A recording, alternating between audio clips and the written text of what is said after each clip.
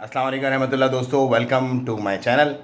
अच्छा, मैं वेट कर रहा था रमज़ान का अनाउंस हो जाए रोयत हिलाल कमेटी की तरफ से कि कल रोज़ा है या नहीं, इसीलिए वीडियो थोड़ी लेट बना रहा हूँ। तो रोयत हिलाल कमेटी की तरफ से अनाउंस कर दिया गया है, ओमान में कल बरोज़ मंगल 30 शाबान है।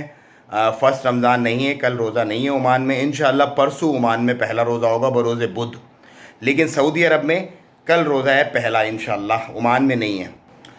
उसके साथ ही साथ सुप्रीम कमेटी की आज एक बहुत इंपॉर्टेंट मीटिंग हुई है और उस मीटिंग के अंदर बहुत सारे डिसीजंस लिए गए हैं, लेकिन उसमें अच्छी बात ये हुई है कि बहुत सारी चीज़ों को लॉकडाउन जो रमज़ान के दौरान लग जाएगा, मतलब परसों से समझ लें कि जो रात को 9 बजे से सुबह 4 बजे तक का लॉकडाउन है, उसके अंदर उन चीज़ों को मूवमेंट की इजाज़त होगी, लेकिन उसके अलावा कोई भी इंडिविजुअल और व्हीकल्स वगैरह नहीं मूव कर सकेंगी।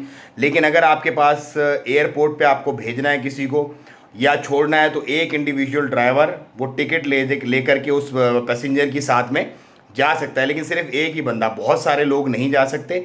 एक बंदा सिर्फ जो ड्राइवर होगा वो उसके साथ जाएगा, लेकिन उसके पास प्रूफ के तौर पर टिकट होनी चाहिए कि इस बंदे को मैं छोड़ना चाह रहा हूँ और ये इसका प्रूफ है। इसके अलावा केसेस की तादाद जो है वो बढ़ती जा रही है, जो कि एक तशवीशनाक बात है। और ये भी बताया गया है कमेटी की जानिब से कि ये ट्रांसमिटेबल बहुत ज़्यादा है, मतलब नॉर्मल जो पहले 2 लहरें थी उसकी निस्बत ये ट्रांसमिट बहुत ज़्यादा हो रहा है, एक से दूसरे, दूसरे से तीसरे के अंदर। सो ये एक तशवीशनाक बात है जिस पर लोगों को ख्याल रखना चाहिए बहुत ज़्यादा। और बाकी तो अल्लाह के हुक्म से मामला चल ही रहे। डेथ भी बढ़ गई हैं काफ़ी, क्योंकि हेल्थ मिनिस्टर ने कहा है कि हमारे आईसीयूज़ जो हैं वो काफ़ी ज़्यादा इस वक्त ऑक्यूपाइड हैं, और ये भी एक तशवीशनाक बात है।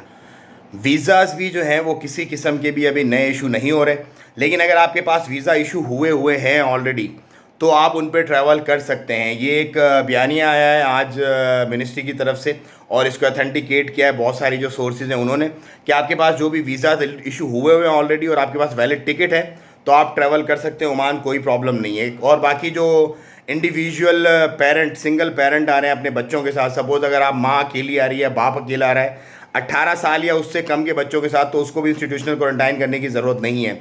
लेकिन अगर बच्चों के साथ नहीं है, खुद सेल्फ इंडिविजुअल अकेले आ रहे हैं, तो फिर वो सब्जेक्ट टू दी परमिशन है कि परमिशन मिलती है या नहीं मिलती। लेकिन इस दफ़ा मैंने ये बात नोट की और मुझे बहुत सारे फीडबैक्स आए लोगों के कि बहुत सारी फैमिलीज़ को परमिशंस दी जा रही हैं।